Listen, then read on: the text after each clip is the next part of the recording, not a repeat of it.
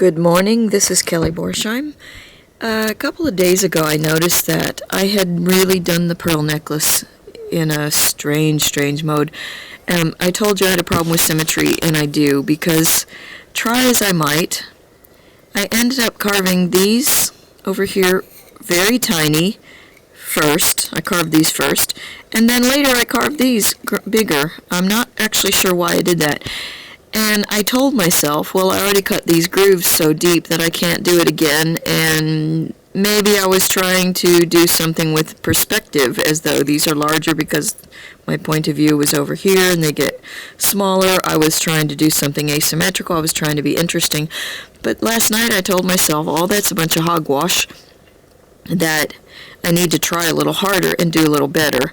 So I made these markings in New Centipede. Remember how I had mentioned on an earlier video that I extend the pencil marks where I want the divisions between the beads. I extend it so that as I'm cutting close here around the beads, that I still have lines, so I know beyond where I'm carving, I still have lines to mark the spaces. So if you can see, hopefully better live, that I can't believe really how dramatically large they are, but I'm not sure how I managed to pull that off actually. But anyway, you can see that what I did was I measured from 4 beads to 4 beads because I still like to work large to small. And my new measurement, when I measured 4 beads here, came from this cut of the bead, because I'm not worried as much about these in the curve. I can narrow them down easily enough. But the problem really started on this vertical section. So I measured from here and there, so it was halfway. I basically did 4.5 when I should have done 4. And so here's the thing. I come in from the profile and I see I did cut, and I hope it's going to be okay. I'm going to have to go a little bit deeper because where I have a cut, I'm going to actually need an outie rounded now. So that's going to be interesting. But I see that I have the material going up here, and I see that I may have cut this a little deep on the inside. So it could be that it is still going to work out fine. Plus, if you come from this edge, this section of the beads are over the top of the inner ring of the beads. So then when they come down, they're allowed to fall down over. It could be that I could get away with this. So now on the rest of the self-critique, I'm noticing that the jaw on here, I do have kind of a pointy chin started, and I didn't necessarily wanted that. I wanted more of a rounder face here. However, that could be my face, but it doesn't matter because now I have what I have, and what I need to do is clean up the jaw because there's some space here that's starting to come out and be like a saggy jaw kind of thing, and that I didn't do that on this side, and so I need to remove this material, and it's clean up and get the line perfected again, and get this underside here cut. This lip comes out far too much, and as I mentioned before, in a smile, the lips will be pulled back. Not necessarily equally, because some of us smile in different ways. However, I decided that right here I need to slender the lip. And I'm probably talking from the profile. See, if you look at the profile, it sticks out maybe too much. Another thing is, when I go to the 3/4 view on the face, this cheek line has become exaggerated. And why is that? And actually, it's the eye socket that is not three-dimensional enough. I need to carve this back, but then I realize if I carve this back, then the cheekbone here really comes out. And why is that? It's because this touches the hair too soon, and I really need it to go back. And so it's a very fine, thin section here that needs to go back, but it was going to make all the difference in the world in making this face not look too wide for one, and too caricature-like. I don't want to exaggerate it. And then here, I needed to, you can see it even better here. I needed to lift this eyebrow up here because what was happening is this had gone up, but this one was still low. And it was stopping me from pushing this eye back because I kept thinking, oh, I've got to make this work. No, I don't. I have to make all of it work. So in the end, I decided also put a little more curve here in the hair and then come leave this section here, leave that section there. I like how this is working out, this wave here. And then this also needs to be very slender, very subtly carved out to give me a way to push this eye socket, this eye, the internal of the socket, to push this back. The 3/4 view are really going to help you a lot with this. When you look at the 3/4 view of this, from this angle, you'll see I have some nice curve going on with the shape of the cheek coming in around down, and the mouth barrel comes in and disappears as this the chin and the curve of the cheek take over the horizons. However, this eye comes out towards me because I have too much material, basically, and so I need to push this back. The eyelid as well as the eye, the round of the white of the eye, all needs to go back. And I need to leave this part of the cheek here so that I have a space for this to go back. Alright, so that's another thing to fix.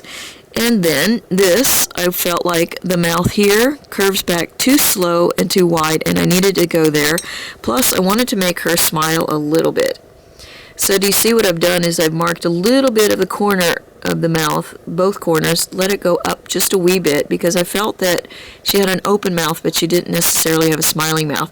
But I don't want it to be super, super smiling, so there is that. Okay, above the eyelid I felt I needed to curve away a little bit, slender the nose, define this little curve in the nostril so a little bit, but not to the degree that I had here. Here I was trying to do the opposite thing, and that is soften the change of curve between the cheek and the mouth barrel because I was getting too hard of a crease that when the sun was hitting it, it was making the face look old, and I didn't want that. Here I realized that I'm starting to have the eyes too far apart, but mostly this eye is larger than that one, and dramatically so, because again at this proportion you're going to see a lot of these things. So I've got a mark to cut this down. Also, this eyelid is catching too much light, and this isn't disappearing, so this has to also go round out to the back of the face. This is an extended line. I am not going to cut the side of her face here. That's an extended line to tell me where the eye should stop. Alright? So I probably should have done this in sunlight, but I'll go take a still photo of that and stick this here so you can see how I'm correcting myself, and that it's another reason I don't like to let a work of art go out too fast, because I like to self-critique. So another thing that I did last night was I realized that first, I don't like this indent that's here. It's a cut line because I intended to go deeper and curvaceous on the foot, and then it either bruised the stone or I never went far enough with it. So I've circled this area. Normally a circle for me means don't cut here, but I circled it to make myself aware that I need to work on this area some more. And I also see there's a dimple in the toe there that I need to smooth out, but that's a small thing compared to this. This I need to reshape the foot.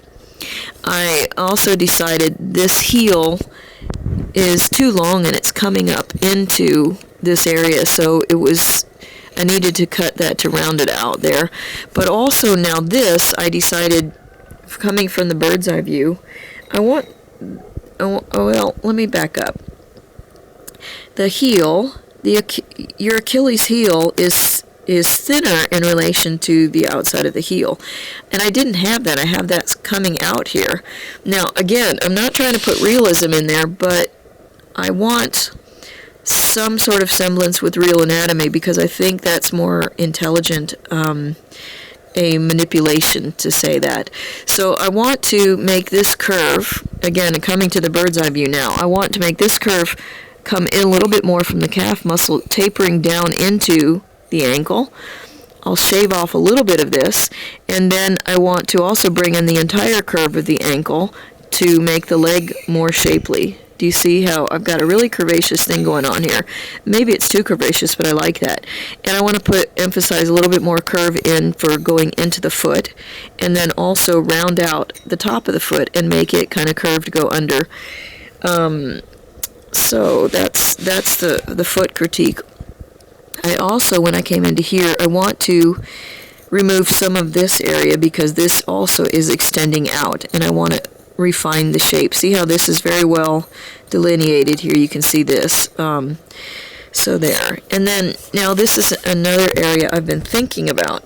Let's see if I can move it here and let you see more. You see the light there?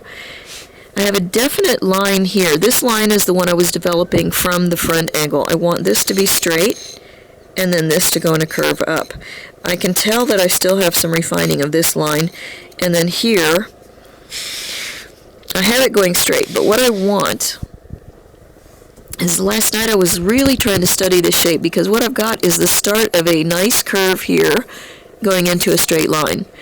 And I thought maybe what I could do is do the opposite, a curve at the top here going into a straight line down, because I don't want this to look like some random weird shape that I just sort of forgot about and didn't intend to do and then didn't know what to do and it was just left over. That's not good design. So I decided that I'm gonna fix all these other things, and then I'll take another look at refining this line first, because this line already has a lot what I do. As long as I don't change that this is flat here to make, from this point of view, from this side, that I have that straight line, I can even fold this back a little bit if I need to lose material to make this shape here interesting. And I will probably do that with opposing curves, a curve down here and a curve at the top. I don't know how. I may make this come down straight and do it, but my point is I want to make that a shape that looks like it's with intention, okay? Because I've started these fun little surprises of tucking the foot back underneath a curve here, making this little curve on the back. And I'm also thinking about having these feet go deeper in there to separate them. And now I can see I've got to clean up this area because I don't really have it defined what I'm going to do. I have a bad problem with pointing the camera in a different place from when I'm speaking. And I may want to put a little more curve into the bend of this foot here.